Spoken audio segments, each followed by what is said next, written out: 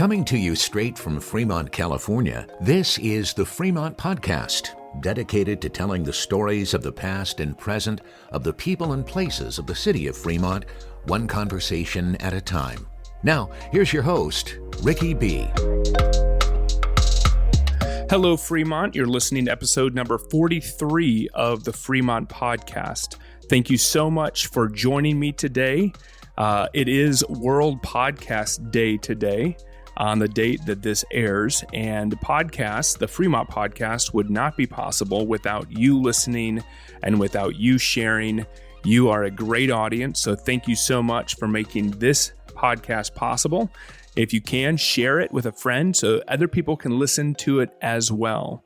Also making this podcast possible is our sponsor, Petrocelli Homes. Gary Williams here.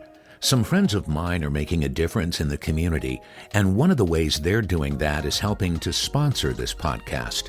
Petrocelli Homes Realty Group is a boutique brokerage service located in downtown Niles. John and Jennifer Petrocelli have had the honor of helping countless buyers and sellers make effective real estate decisions to plant their roots, raise their families, expand their wealth, or simply relax and retire. So if what I've described is what you might be looking for in a realtor, I suggest getting in touch with Petrocelli Homes on Niles Boulevard in downtown Niles. Well, speaking of real estate, the conversation that you are about to hear took place in one of the oldest commercial buildings in Alameda County, and that building is right here in Fremont in our Irvington district. Currently, Made Up Theater is a impromptu improv theatrical group that puts on shows on the weekends, and they have been in Fremont for quite a few years, but they've only been in that location for a couple years. Recently, I was given a challenge by an Instagram follower to find things for people to do in Fremont in the evening. Unfortunately, that is a really big task. It's hard to do. But one of the things that you can do almost every weekend is make your way over to Made Up Theater.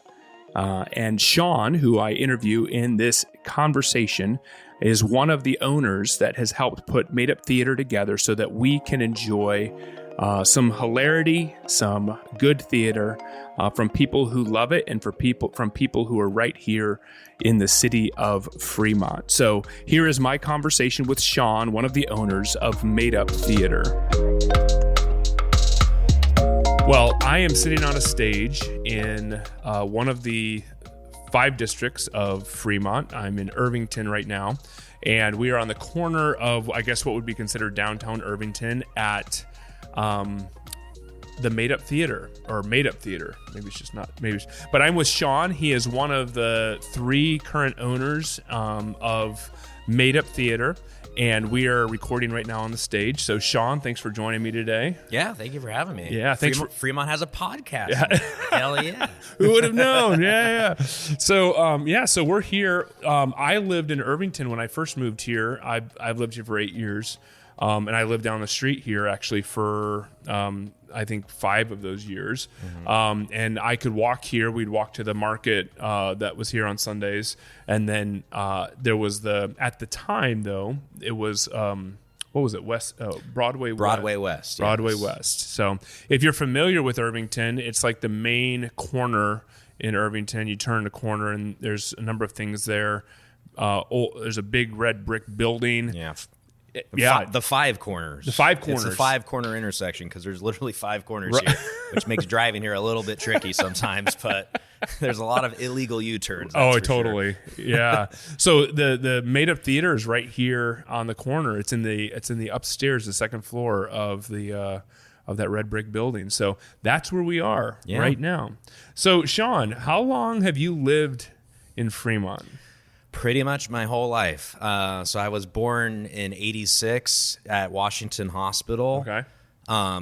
Obviously, I don't remember too much of my first 2 years, but I do remember a large part of my childhood being on a pretty well-known street called Cripps Place. Oh, Oh, if you're familiar with that. Yeah. So I was there, I don't know, like when... Christmas Place. Christmas Place. Yes. Yes. It rolls off the tongue fantastically. But yeah, I was there during my childhood, so it was just kind of cool being a kid in that street where, like, you know, I saw the original guy there. I knew him as Spider. I don't know what his actual name was, but he was out there like carving up those planks of wood into, you know, Disney characters. Like we had Super Mario and the Goombas and crazy Ninja Turtles there on our house. I was very proud of that. Yeah. So when you were a kid growing up there, how extravagant or how big was that whole thing? Was it the one guy? Was it just him going crazy and then everyone else kind of followed suit, or what's the story that you remember? It felt pretty. Like, I don't know, we felt really into it. I mean, I went there last year just to kind of see what was going on.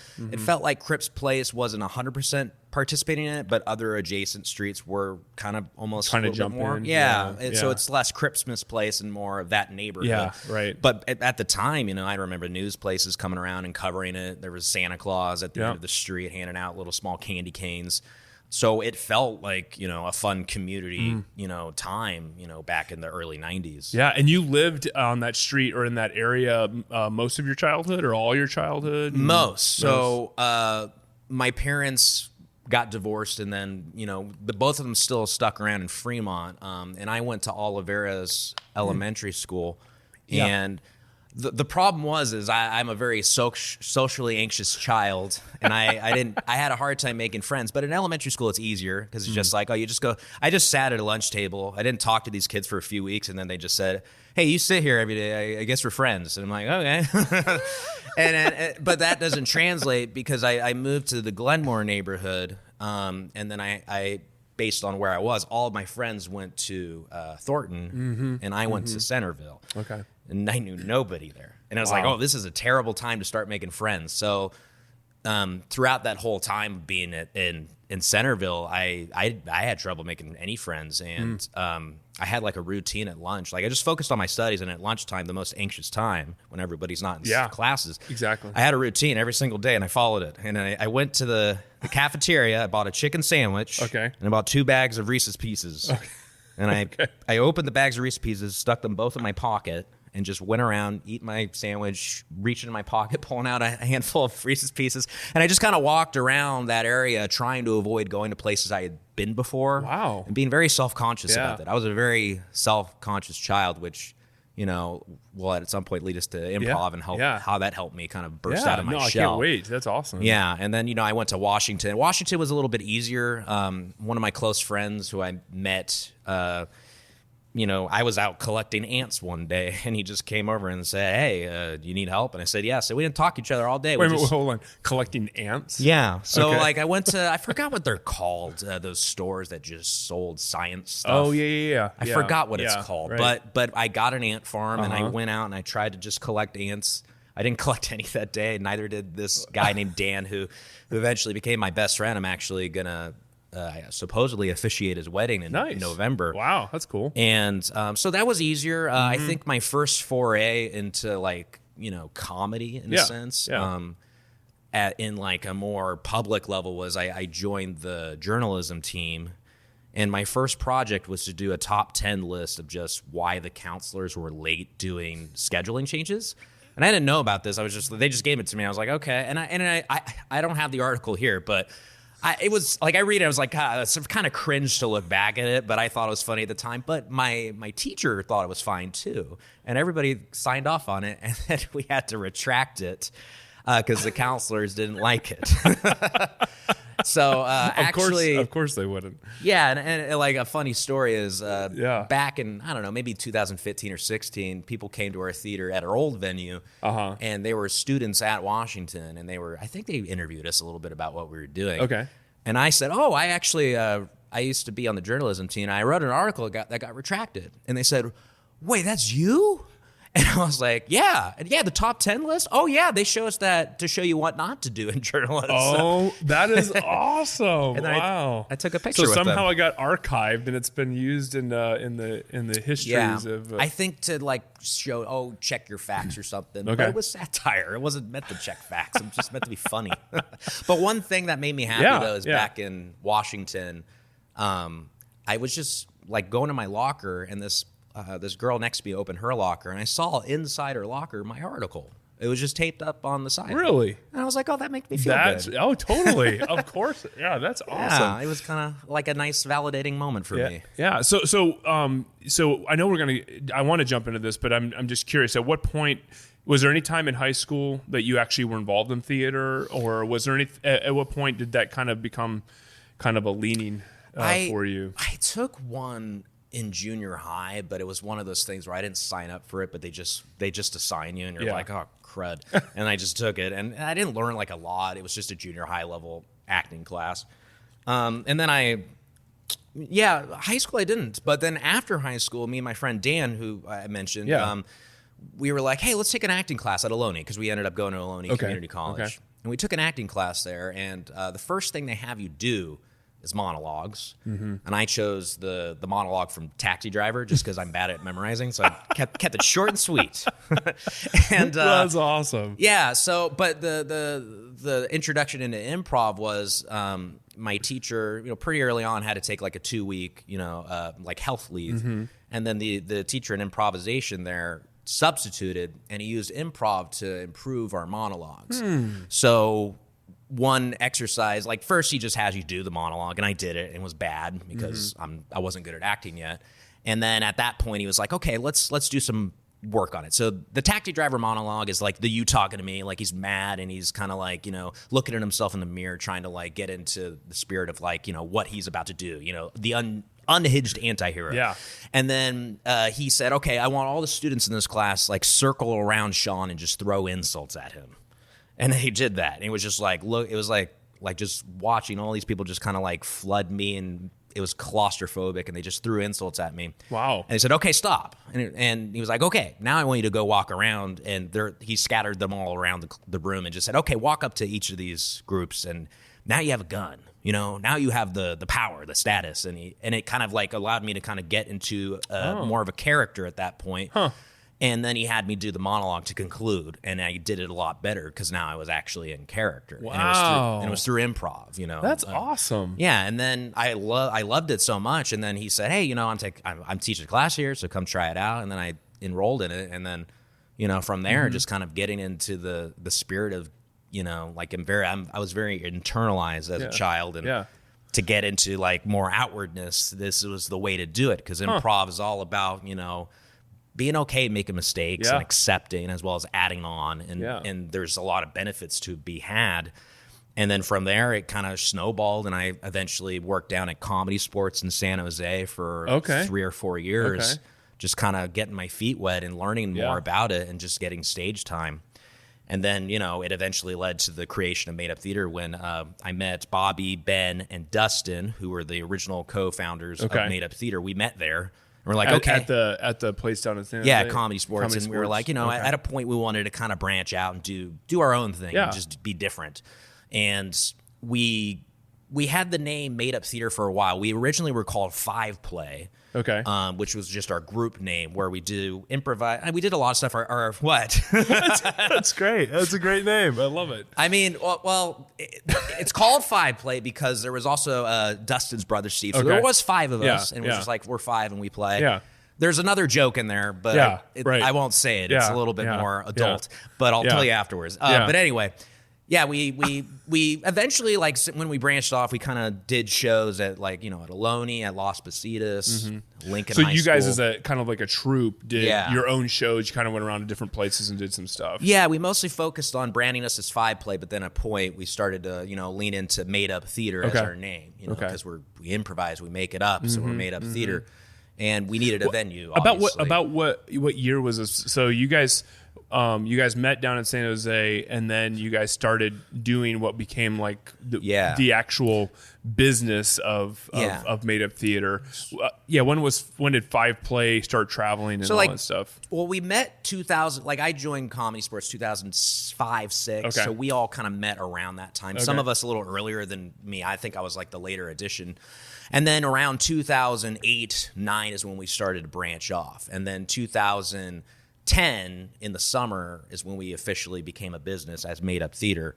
And then we obviously needed a venue because at first we didn't have a venue. That's why we were touring, because we don't have a place. And Right. we rehearse. I know it's improv, but you still do rehearse the skills. Sure. Oh, absolutely. We just did it in Dustin and Steve's living room, or like the kitchen sometimes. And his daughter or Steve's daughter was just in the side room watching TV and would sometimes come in crying, because she was young. She was like 5 or so. Thought And you guys Steve would be in an intense scene and have to break the scene and go yeah, like 10 yeah, to the child and then come back. And our original space was not the space we're in now. We were Right. actually essentially in a garage. Yeah, I was going to ask, was that in Fremont or was that in San Jose? It was in Fremont? It was in Fremont, off of Osgood, not too far Okay. from here, Okay. kind of close to where Fry's is, Yeah, in an industrial park. Okay. Which, isn't ideal for us. Did it have did you actually have a stage and like places for people to sit, or what kind of setup was it? Yeah, well, at first it was just a blank garage. Okay. And we went in and was like, yeah, we can make this work. So we painted it black, made it a black box theater. We constructed a very small platform as a stage, bought some chairs that like we're sitting on right now, and just kind of sprinkled them along. And then we had our grand opening in January 21st, 2011. Okay. And that was like the beginning of us. Well, we have our space now. And that was when that was called Made Up Theater when that started. In Yeah, 2011. Made Up Theater. And, we did shows as 5-play at Made Up Theater, and then we eventually started to evolve over time. At first, it was just it was mostly the 4 of us, because Okay. Steve was kind of busy with his family, so he couldn't always come. And we just did shows every week. We actually only did 2 shows a month, and then we had to use Groupon to get the word out. Yeah. And back in the day, Groupon It was brought the in thing, people. man. It was thing. Yeah, absolutely. Like, we had to add more shows to fulfill the people who wanted to come because of all these Groupons. Wow. But it was good because it allowed us to be more consistent. Yeah. And, we did shows for a while. It's mostly us. We eventually added some people along the way, and now our cast at current state is like 20 plus, you know. That's and cool. we do shows every Saturday night as Laugh Track City, which is kind of our main stage show, kind of similar to Whose Lines at Anyway on TV. yeah. Yeah, because that's awesome. a mainstream example, Yeah. A lot of people don't know what improv is, but if you say Whose Line, They're they'll be like, like, oh, oh, Drew yeah. Carey, Wayne Brady, yeah. So, from there, we obviously... So you have shows every Saturday night currently in this place, Yes. in this space here. Yeah, and before the good old pandemic hit us, we were doing Friday shows as well. And then, we were doing really well. Like 2019 was our best year. I was like, oh, this is awesome. What all did you have going on with the business? So you had Friday, Saturday night shows. What else was going on? Classes are kind of our primary thing. So, we have introductory classes, and a lot of things like short form improv, which is the Whose Line style, long form improv, which is more of like, it could be scripted or unscripted plays. It can be just, just less getting participation for the audience and more of just free form stuff. And we had musical improv, which is something that was a lot of fun to start to delve into. Yeah. And, we had events too, like we had jams, which are kind of like open mic nights Okay. for improvisers along the way. And, we had a pretty stacked, schedule. Like, we didn't have a lot of times here where there wasn't something going on. That's awesome. Yeah. Yeah. So help me understand this. So I've done, I was telling you before we got on, and I've mentioned it on previous episodes, that I was involved in theater myself from when I was a teenager. But we did scripted shows, and we did things, that were, we would rehearse, and, we did it with the same crew every night. We'd travel around the East Coast and perform. And so I understand that. I've always been just really impressed with people who are good at improv. Like, they just, like, the way their mind works and the way that they're able to communicate. But what is the difference in, and this is not kind of getting off the story of what you guys are at, but I'm just trying to help also people understand who might be listening, what they would be getting, what they would be able to get themselves into or enjoy if they were to come and hear this, come see you guys perform. So what is the difference between just somebody who just likes to run their mouth and just talks, and somebody who's actually a talented improv actor? Like what really makes improv shine? Like, what makes improv really special and great for people to come and watch? Yeah, like, looking at it from like the teaching aspect, because a lot of people, when they take an improv class, they might want to be a better actor or a better comedian, but a lot of people come in and they're like, hey, I'm an engineer. I don't have a lot of confidence, or I'm very introverted. I just want to learn to speak more and be okay with thinking quick on my feet. And it's kind of cool to gauge the room and just see the different backgrounds coming in. Because that's the thing about improv is everybody does it already. It's not something that's, foreign to us.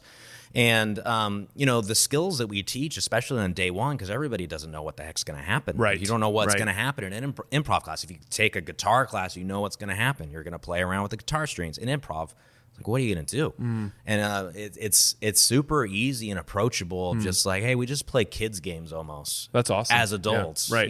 So we get to take that fun factor of playing make-believe as kids, but now we're adults, so we get to play to our experiences and points of views and our own individual personalities. And a lot of the first day is all about, hey, just being okay making choices and making mistakes. That's the one thing that people who are talented at improv is they're okay making mistakes. In fact, they make the mistakes a part of the show. There was a show I saw a long time ago where there was just a deputy and a sheriff. They were just playing these characters, no props, no costumes. And the sheriff was like, oh, I'm getting kind of old. I want to retire. I want to pass the responsibility off to you.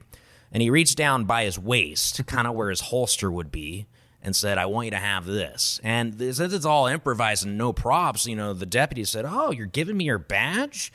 Because he thought he was maybe reaching in his pocket or something. And the sheriff, without missing a beat, just said, yep, and here's my gun. And reached to his chest and just pulled off where his badge would be, that gun, and just said, here. And it just was, I just thought that was magical. Oh, yeah. Of just how it was just wow, it is truly being improvised on stage, but it looks so deliberate and intentional, even though a mistake of observance had happened. Yeah. And I think that's what makes improvisers talented is, being okay making mistakes and actively adding on and being specific and, having fun, it's not there's elements of it that could be serious, but it's all about just playing on stage. Yeah. The stage is our playground, and that's where the magic kind of happens. I love that. You mentioned you gave the scenario of an engineer who maybe spends more time designing things or working in a technical space rather than maybe personal interaction. And then you also mentioned previously that you were kind of introverted and to yourself and guarded, I guess.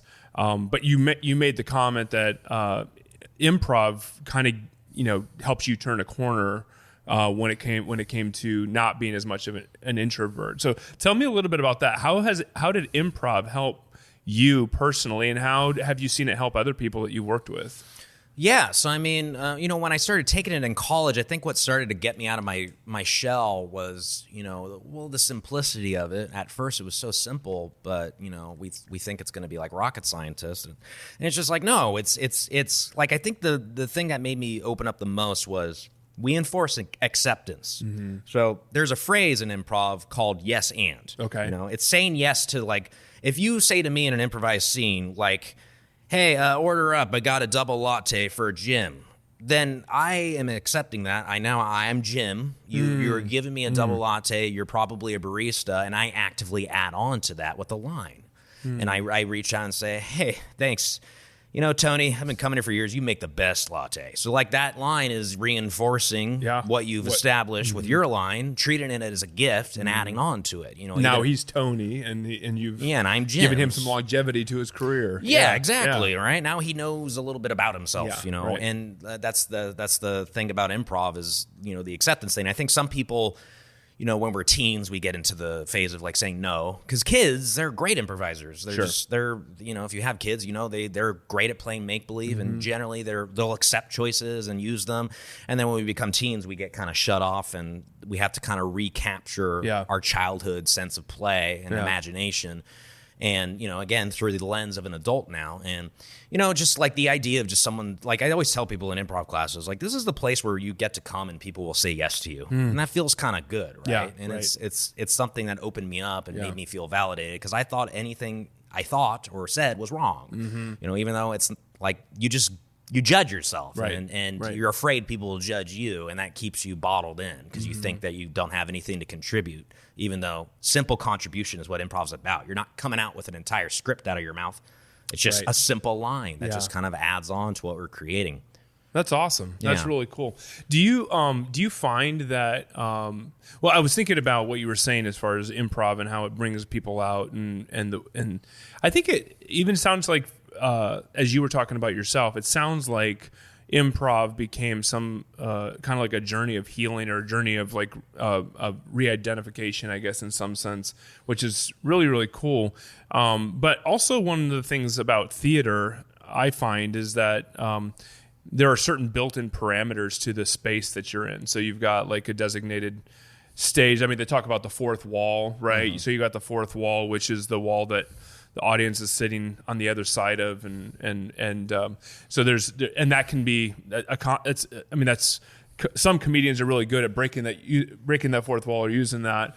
I guess what I'm saying is all these things are physical parameters. All these are physical, environmental sort of things that feed into what the magic of theater. What is it? So and then we enter into COVID, right? So we enter into COVID, and COVID is we're no longer bound by we're actually really bound by physical parameters, but now we have to engage through technology, and we have to engage in a way that doesn't seem as human, doesn't seem as normal for us. What are some of the things that you experienced during COVID?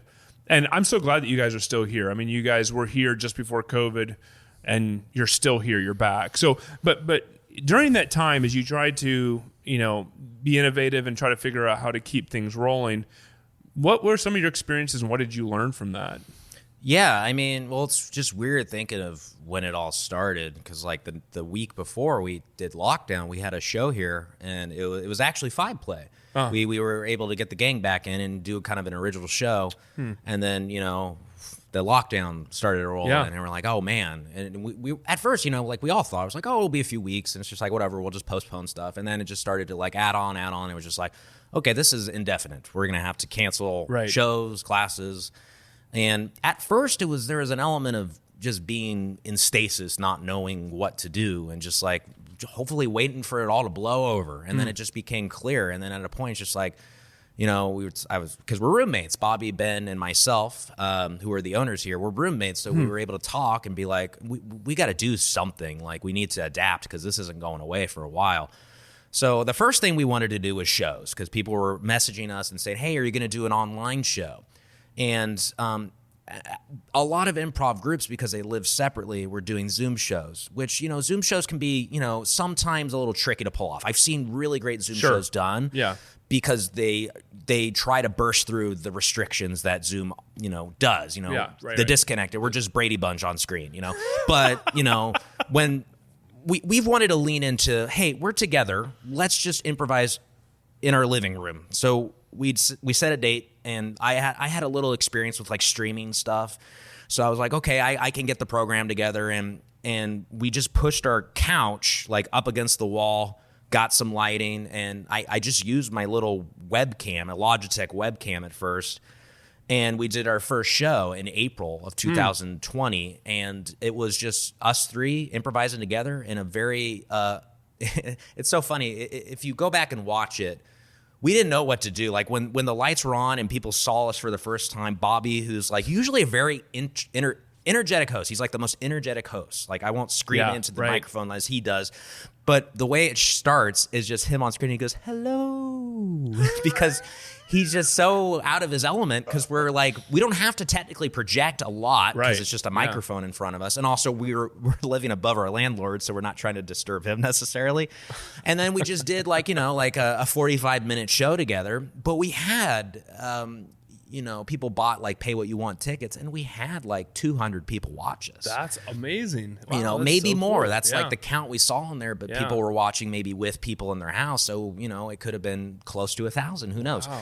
But it was just kind of like a really interesting feeling of knowing people were there to support us, but also us having to adapt to the fact we don't have a live audience. Yeah, we just look to the left and we see emojis, and like that's our audience now. So like something that we had to adapt to is like, hey, Bobby, Ben, and myself, we're just like, we have to laugh ourselves. We have to enjoy the show and be each other's audience, even though we have an audience there who is enjoying it, but we can't hear it, So shows was the first thing, and then adapting to classes was the next thing, and that's kind of like the biggest hurdle. Like I had no experience teaching or using Zoom even. I had no experience. I'd never used it really before. I took a slight class just to learn a little tips on like how to teach an improv class. But on day one, I was just like, let's figure this out together, right? And the one thing I tried to tell people, I know you were talking about, you know, the parameters of just, hey, we're on a space together. Yeah. I tried to tell them like, hey, you know, look on the bright side. Instead of like, if there's a group of 8, I'm like, instead of one stage, we have 8 stages. You know, you have your own physical space. So I always say like, hey, if you want to grab something in your environment and incorporate it in the scene, go for it. If your cat crawls on your shoulder, incorporate that cat into the scene, you know? I like that. Yeah. And, you know, and like I told you before, we have window bits now, you know, like we have screens, like we can be like, I'm going down to the basement and just kind of do that on Zoom because we're actually being viewed as like a square. And, you know, there's a great comedy show called Peep Show, where the way it's filmed is from the perspective of the characters, which is kind of an interesting approach, but it's really funny at times because instead of seeing like the external camera filming what's happening, we're now seeing just points of view, like head-on shots of each other. Like when they kiss, like it's them like up against each other's faces, you know, and there's a lot of fun comedy moments that could come from that. And I said, hey, lean into that. Don't lean into the fact that, oh, this sucks, we're on Zoom. There's a delay. Sometimes people like robot out and freeze. And I'm just like, hey, that happened one time in a class. I was like, well, let's make this a part of the show. Like he's frozen in time. Just treat that as a gift rather than a detriment. And, you know, it's hard. Like, I think I learned a lot as a teacher just to like, you know, listen stronger. I listened a lot stronger as a teacher on Zoom. And I brought that to what we do in person. And I told the students like, hey, this should hopefully make you listen stronger, you know, and not get sometimes the stage can be very distracting too. Like you like, oh, look at all the people out there, or just, oh, there's a chair, there's props on the stage maybe. And just knowing that, you know, it's you and me. It's like, I don't have distractions. It's just you and me. So it kind of helps people, you know, discover comedy in kind of a unique way. And, you know, it's cool. It's not, you know, forever, you know, I was just like, hey, this isn't forever. Let's just lean into it for now. And then we'll be back on the stage and take what we learned to the stage. That's great. Yeah. Have you been able to have were there people that came and were a part of your classes online during COVID that actually, it was new for them, but it was just something that they kind of were able to do since they didn't have anywhere else to go, that are now involved in some of the other things that you're doing? Or were there any positive results coming out of what you were doing there that you can track or remember? Yeah, I mean, there were a few things. Like we got to do a few classes. Like one of the pluses was that some of our original performers moved away, just kind of like, you know, one teacher went to Chicago to learn a lot about improv, and he was eventually in LA. And I texted him, I was like, hey, do you want to teach a class? You don't have to travel here. You just do it online. And that's it's just awesome. Like, and then one person in LA as well taught a sketch comedy class, you know, which is a little, you know, not necessarily easier on Zoom, but the focus of it is on writing, so you don't have to physically be in the same space.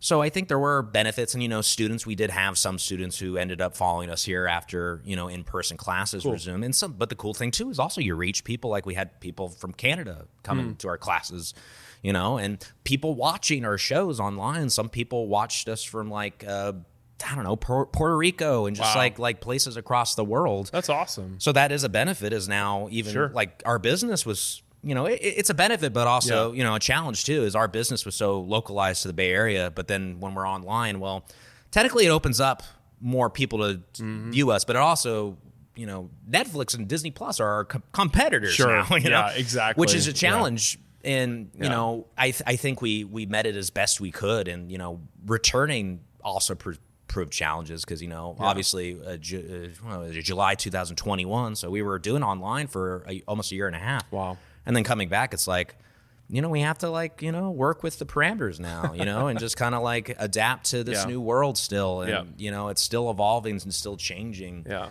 But, you know, it was a challenge, but, you know, I think, you know, adapting was, you know, there was a lot of companies, you know, whether theater or not, that, you know, couldn't make it. And it's a shame. Like losing Cloverleaf was a shame. I used to go there. The bowling alley? Yeah. I used to go there, and it was also really cool to see that they, you know, became protected in a historical building. And then, COVID kind of put that, you know, on ice. And it's really sad to see these businesses, you know, kind of like, you know, because I want Fremont as like a lifelong resident, being here for so long. I want it to be a destination, you Sure. know, and also just a place to enjoy being in if you live here, because otherwise, we're in Fremont. Oh, there's not much to do. Let's go somewhere else. Or Yeah. And on that note, I'll two things real quick. One is, I know you mentioned growing up here and some of the things that you remember about your childhood and growing up here. Is there anything that you remember that was just really special, or a place or a part of Fremont that you just spent a lot of time that you really enjoyed? And then I'll talk about the second thing in a minute. I'll give you a little bit of heads up to think about it. But I had somebody. I'm going two different directions here. I probably shouldn't do this, but it's okay. But I had somebody actually reach out on my Instagram, and they gave me the challenge to. They said there's nothing to do in Fremont in the evenings, or just to go out and do. Like, the bowling alley no longer exists, and like, there's so many other things that you could go and do something somewhere else. But it seems like Fremont is very limited on stuff to do in the evenings, or just to get some friends together and go and hang out somewhere. So I guess my question for you is, do you remember, what are some of the places you mentioned, the Cloverleafs? What are some of the places that you remember? But secondly, could it be in the vision of what you guys have with Made Up Theater in the future? Could it be that Made Up Theater becomes more of a regular thing that people can take advantage of and come on out to? Like, if they wanted to come out on a Thursday night or a Monday night or something like that, could it be that you guys would be able to come up with a way to provide something available for people to know as a place to hang out in the evenings? Yeah, well, I guess starting with your first question of just, thanks for my childhood. Like, most of these places don't exist anymore. Right. Like, I remember, the time when birthday parties were held at like Qzar, like the laser tag venue, and sometimes just like the local movie theater with Tilt, where you can go play our arcade games. And I used to go to Cloverleaf a lot too. I took bowling lessons there. I didn't get very good at it, but it was just, again, a place to be. Go, you know. And based on what you said, it's just like, I dream for this to be a place that is, I think we do operate it like consistently. Like, we're gonna have to get to a point where we'll need a secondary place to just run classes, for example, and then build up to doing more nightly things. There's a great venue in Sacramento called Sacramento Comedy Spot. Some of our friends are there. And they have a venue where they just strictly do shows pretty much every night. Maybe not Monday, but every single night they do a few shows a night. And then they have another venue for the classes, so they don't have to like sacrifice one over the other. And I think that was our goal, and then COVID hit. So it's kind of like us rebuilding to get to that point. Yeah, because this should be like a destination, not just on Saturday, for example. I'd like it to be a destination or a place to think about going to throughout the week. There's just the challenge of spacing, but it is kind of like a goal of mine to get to that point where this feels like a destination, not just on this night, but also other nights as well. Yeah. Are you employed by Made Up Theater, or are any of you full time, or all of you full time with Made Up Theater, or do you guys have other jobs and stuff that you do? Yeah, so I mean, we're LLC owners, so we're called managers under the LLC, and I would say I probably handle the more day-to-day stuff, and I've been starting to get into like before COVID hit, I was doing event facilitation and just kind of like team building stuff, both here at Made Up Theater as well as another Fremont place called City Beach. If you're familiar with that. Yeah, that's a great place, and it turned into Campo de Bocce over time, and I still did stuff with them, and they've recently started to rebrand a little bit. I believe it's called like Mission Peak Sport Flex, and they got I actually have a lot of cool stuff over there now. Like, they have golf, bocce ball, rock climbing still there, so that is a great destination place. And then what was the initial question? I went off on a tangent and I lost my brain there. No, I asked you if you guys were owners, or if you guys were, how regularly you're involved. So Bobby and Ben, Bobby is a teacher at Las Positas, and he teaches like math there, and he does acting classes and improv classes around there as well. Ben runs a tech support at a ticketing service that we use, and I'm kind of I'm trying to pivot into like some voice acting stuff, which was actually very accessible during COVID, just not needing to be physically there. Voice acting translated really well to just being on Zoom because it's all voice based. Yeah. So that's something I'm looking to. And then, day to day, I try to like keep the upkeep. Like I just told you, we had a leak in our AC unit, which I was like, I'm glad we found this tonight and not during a show. So speaking of the building, well, I hope you're enjoying the conversation. There will be more of that in just a few minutes. But perhaps you're in the middle of a building project. Maybe you are working on something in your own home that you're trying to fix or make better. Well, I'll tell you the place that you need to go. Dale Hardware has been helping people make Fremont their home for over 65 years, and they are still doing that today. Not only do you find the parts that you need, the materials that you need, but you get great customer service. The people that are working at Dale Hardware are more than capable of helping you figure out the problems that you have and to find exactly what you need for whatever it is that you're working on. Dale Hardware is located on Thornton Avenue. They have a bunch of community events coming up that you're going to want to pay attention to. These are events for the whole family, for kids, and for adults alike. So pay attention to their Instagram, to their Facebook, and to their emails, or just make your way on down to Dale Hardware. They would love to see you and help you with whatever projects you have going on. Now, back to our conversation.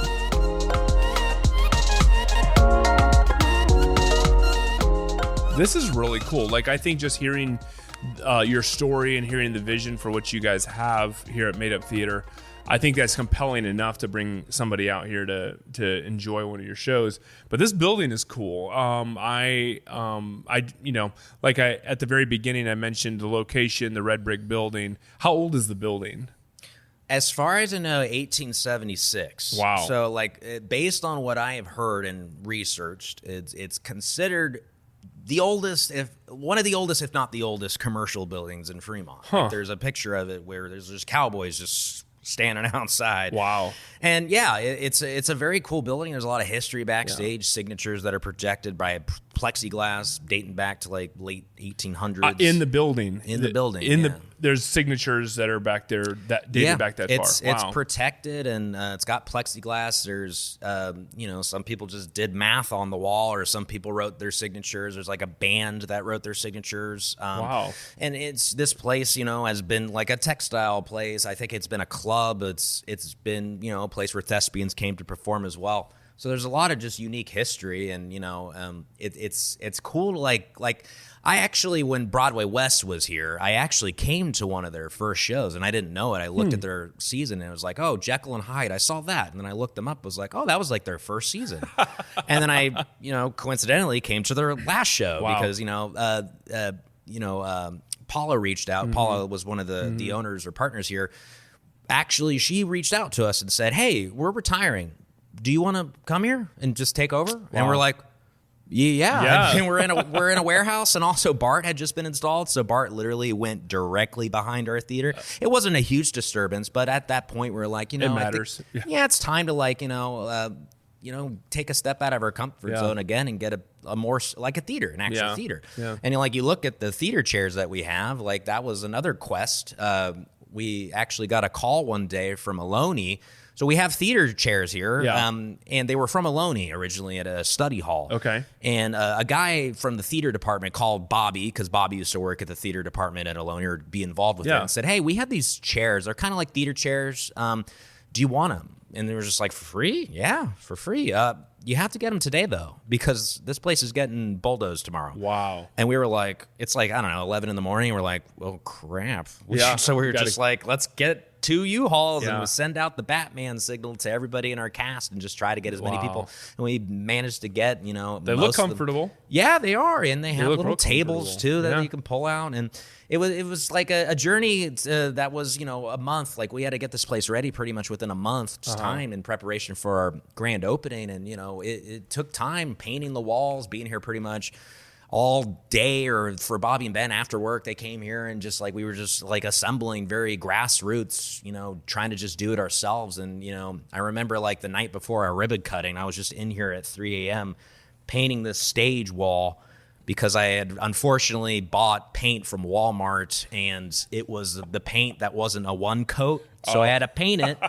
And then at midnight it was done, but I had to wait 2 hours to do the second coat. Again. Yeah. Oh my goodness. But it was very like just doing. We didn't get to do a ribbon cutting ceremony originally at our first space, so we did the official grand opening at this new space at 2018. It was nice to kind of hold the scissors and kind of feel that moment of, hey, our past is relevant, but this is our time to kind of like start to make it hopefully big here.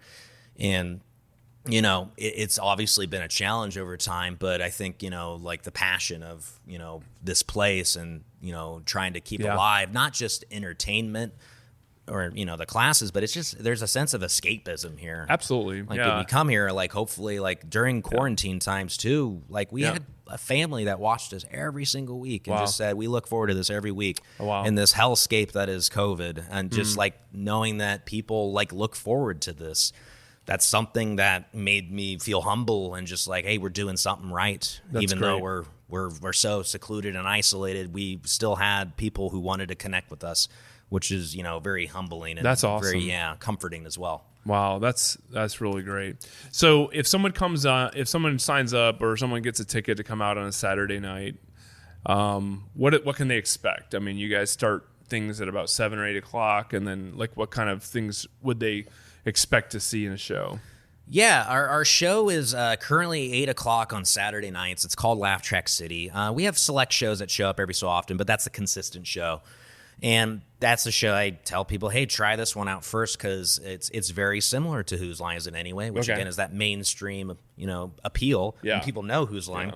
Yeah. And, it's completely unscripted. And, the cool thing about, Laugh Track City and just improv shows in general is it's not like we're not creating it by ourselves. We're creating it with you. Okay. There are games where we need a suggestion. It could be as simple as a word, but there are other games where we generate like tons of choices that are used throughout the show. Like there's a game where, we get random lines of dialogue from our audience and write them down on pieces of paper, and then a cast of 3 or 4, they're gone and they come back in and do a scene, but every so often they pick up a line and read it and they have to incorporate that into the reality. It might be a scene about, a family at home, tending to their newborn child, and suddenly one of them picks up the line of "You're fired," and now it's like, okay, well that's a part of the scene now, right? And that's the fun of improv is we accept it and incorporate it. We yes and that choice, and I don't know, like looking at people in the audience, they get very giddy when like a line that they gave is used and creates like a fun, memorable moment. That's awesome. That's the thing about improv like is just the fact that you're seeing the show for the first and last time ever. You're never going to see the show ever again. Yeah. Just it's so personal and intimate, and it's something that hopefully resonates with people and makes them want to check it out again because it's always different. And that's the appeal of it is you're always going to have something new to see. Okay, that's awesome. Yeah. That's really cool. So where can people find information out about getting tickets or about the shows or any classes that are coming up? Where do they find out more information? Yeah, so our website is madeuptheater.com. Theater is spelled R-E at the end. Okay. We're snobby like that. T-R-E. Yeah. Good. We're on social media too. We have a YouTube page, so I mean, some people, if they want to, we've actually been streaming our shows. Okay. Because we did that originally, and at first we were like, oh, should we get rid of streaming and just focus more on internal? And we're like, well, people still watch us from abroad. Like people are watching us in Denmark sometimes, and it's just like, sure, why not have it? It's a bird's eye view of what we're doing, but it's something to just kind of get a taste. And the YouTube channel, we have hundreds of videos of our shows, but also we do instructional videos of just improvising, and that's a way to kind of start to like understand what we do, because again, there's that misconception of like what improv truly is. So madeuptheater.com is kind of the place to go. And again, if you could just be walking by on a Saturday night in the 5 Corner intersection in Irvington and just come check us out. I love that. And hopefully it won't just be Saturday nights. Hopefully in the future we'll see you on more nights of the week and become a true staple of the community. That'd be really great. Fingers crossed, right? Fingers crossed. Nothing changes, hopefully. That's great. Well, Sean, thanks for joining me on the Fremont podcast. I love it. I'm really excited about what I'm hearing and what you guys are doing, and look forward to seeing more of it in the future. Thank you so much for having me. I really appreciate you reaching out to Fremont businesses. I know they can use a lot of help during this time. Absolutely. But I appreciate you letting me share a story. Awesome. Thanks, man. You've been listening to the Fremont Podcast. Be sure to subscribe wherever it is that you listen so you don't miss an episode. And if you're so inclined, leave a kind review so that others can find the podcast. To stay connected with us, you can find links to our social media and other content at thefremontpodcast.com. This episode was hosted, edited, and produced by Ricky B. Music provided through Soundstripe.com. I'm Gary Williams.